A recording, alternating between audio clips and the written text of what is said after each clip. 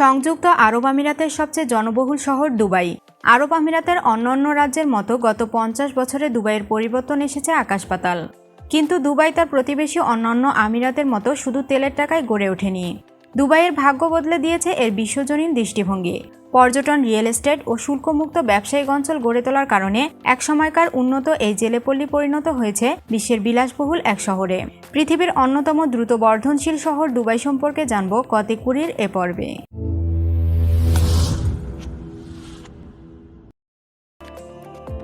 পারস্য উপসাগরের দক্ষিণ তীরে আরব উপদ্বীপে অবস্থিত সংযুক্ত আরব আমিরাতের সবচেয়ে পরিচিত আমিরাত দুবাই। দুবাইয়ের প্রাথমিক উন্নয়নের যাত্রা তেলের রাজস্ব থেকে আসলেও বর্তমান দুবাইয়ের মোট রাজস্বের মাত্র 5% আসে খনিজ তেল শিল্প থেকে। 1966 সালে দুবাই উপকূল থেকে 60 নটিক্যাল মাইল দূরে ফতেহ তেল ক্ষেত্রে প্রথম খনিজ তেলের সন্ধান পাওয়া যায়। তেল আবিষ্কারের আগে দুবাইয়ের বেদুইনরা মুক্তা সংগ্রহ, মৎস্য শিকার, খেজুর চাষ ও পশুপালন করে অত্যন্ত কষ্টে জীবিকা নির্বাহ করত। আর বর্তমানে দুবাইয়ের আমিরাতের প্রতি 5 জনের একজন কোটিপতি। বর্তমান দুবাই প্রতি বছর প্রায় 6 কোটি 80 লাখ ব্যারেল তেল উত্তোলন করে। কিন্তু অচিরেই দুবাইয়ের তেলের মজুদ ফুরিয়ে যাবে। তাই তারা বিলাসবহুল হোটেল, রেস্তোরাঁ, শপিং মল, রিয়েল এস্টেট ব্যবসায় প্রচুর বিনিয়োগ করেছে, যাতে করে তেল ফুরিয়ে গেলেও তারা তাদের অর্থনৈতিক যাত্রা অব্যাহত রাখতে পারে। 1833 সাল থেকে দুবাই শাসন করে আসছে আল মাকতুদ পরিবার। বিগত শতাব্দীর 60-এর দশকে দুবাইয়ের আমির ছিলেন রশিদ বিন সাইদ আল মাকতুম। তার পুত্ররাই এখন পর্যন্ত দুবাই নিয়ন্ত্রণ করছে। রশিদের 3 পুত্র হলেন মাকতুম বিন রশিদ আল মাকতুম, মোহাম্মদ বিন রশিদ আল মাকতুম এবং হামদাদ বিন রশিদ আল মাকতুম। মাকতুম বিন রশিদ আল মাকতুম ছিলেন আরব আমিরাতের প্রথম প্রধানমন্ত্রী এবং তার বাবা ছিল আরব আমিরাতের উপরাষ্ট্রপতি। পরবর্তীতে 1979 সালে রশিদ বিন সাইদ আল মাকতুম তার পুত্রকে সরিয়ে আরব আমিরাতের প্রধানমন্ত্রী হন এবং 1990 সাল পর্যন্ত আমৃত্যু তিনি এ দায়িত্ব পালন করেন। বাবার মৃত্যুর পর মাকতুম বিন রশিদ আল মাকতুম আবার দুবাইয়ের আমির এবং আরব আমিরাতের প্রধানমন্ত্রী হন। 2006 সালে অস্ট্রেলিয়ার কুইন্সল্যান্ডের এক হোটেলে হৃদযন্ত্রের ক্রিয়া বন্ধ হয়ে তিনি মারা যান।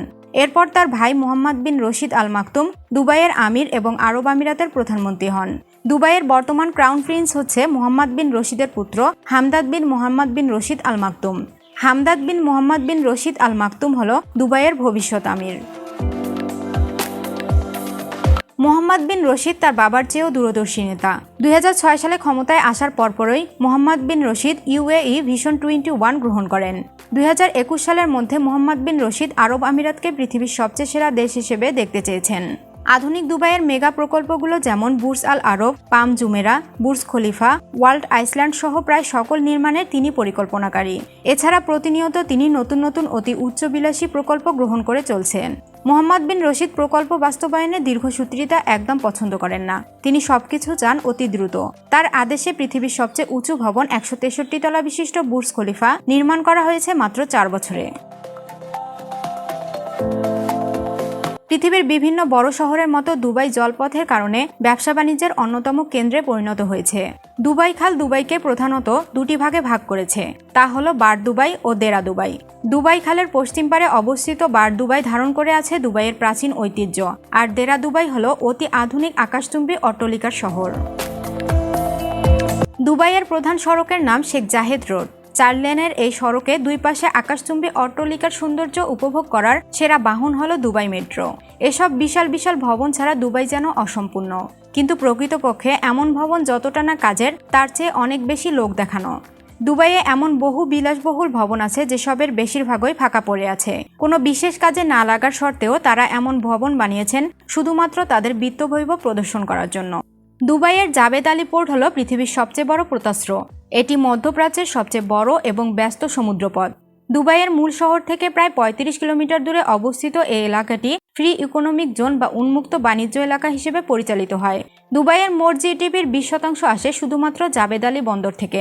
বছরে প্রায় $300 মিলিয়ন বেশি মূল্যের বাণিজ্য হয়ে থাকে এই বন্দরে। আগামী 50 বছরের কথা চিন্তা করে এই বন্দরের আয়তন এখনও বাড়ানো হচ্ছে। দুবাইয়ের বুর্জ খলিফা আকাশচুম্বী অট্টালিকার এক নতুন মাত্রা। এটি পৃথিবীতে মানবসৃষ্ট সর্বোচ্চ স্থাপনা। 163 তলা ভবনের উচ্চতা 2720 ফুট। দুবাইকে সমগ্র পৃথিবীর দৃষ্টি আকর্ষণ করার জন্য এই ভবন নির্মাণ করা হয়। এতে আছে পৃথিবীর সবচেয়ে দ্রুততম সর্বোচ্চ এলিভেটর, যা ঘন্টায় প্রায় 40 কিলোমিটার বেগে ওঠানামা করে। পৃথিবীর সর্বোচ্চ পর্যবেক্ষণ ডেকও রয়েছে বুর্জ খলিফায়। দুবাইয়ের বুর্জ আল আরব হোটেল পৃথিবীর সবচেয়ে উঁচু ও সর্বোচ্চ তারকামান সমৃদ্ধ হোটেল। প্রথাগত আরবি ও নৌকার পালের আদলে এটি নির্মাণ করা হয়েছে একটি কৃত্রিম দ্বীপের উপর। বুর্জ আল আরব হোটেলের এক রাত কাটাতে বাংলাদেশি টাকা খরচ করতে হবে প্রায় 20 লক্ষ।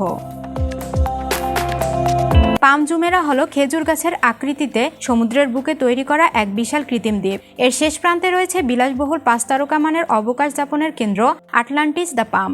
পাম জুমেরা সফলতার পর তারা তৈরি করেছে পাম জাবেদ আলী এবং পাম জেরা। সমুদ্রের বুকে কৃত্রিম দ্বীপ তৈরি করার বাসনা এখানেই শেষ নয়। পৃথিবীর বুকে দুবাই বিশ্ব মানচিত্রে নিজের জায়গা করে নিতে বিশ্ব মানচিত্রকে স্থান দিয়েছে নিজেদের মধ্যে। এটি পৃথিবীর বিভিন্ন দেশের মানচিত্রের আদলে তৈরি করা 300 দ্বীপের এক কৃত্রিম দ্বীপপুঞ্জ। দুবাইয়ের সমুদ্রের বুকে গড়ে তোলা এসব কৃত্রিম দ্বীপ মহাকাশ থেকেও স্পষ্ট দেখা যায়। দুবাই মল পৃথিবীর সবচেয়ে বেশি লোক সমাগম ধারণ করা ভবন। এটি বিশ্বের সবচেয়ে বড় শপিং মল। এখানে কেনাকাটার পাশাপাশি চিত্ত বিনোদনের জন্যও রয়েছে নানা রকম ব্যবস্থা। এমনকি দুবাই মলের আইস স্কেটিং করার ব্যবস্থাও আছে। শপিং মলের বাইরে যেখানে তাপমাত্রা 45 ডিগ্রি সেলসিয়াস, অথচ শপিং মলের ভেতরে আইস স্কেটিংয়ের তাপমাত্রা -4 ডিগ্রি সেলসিয়াস।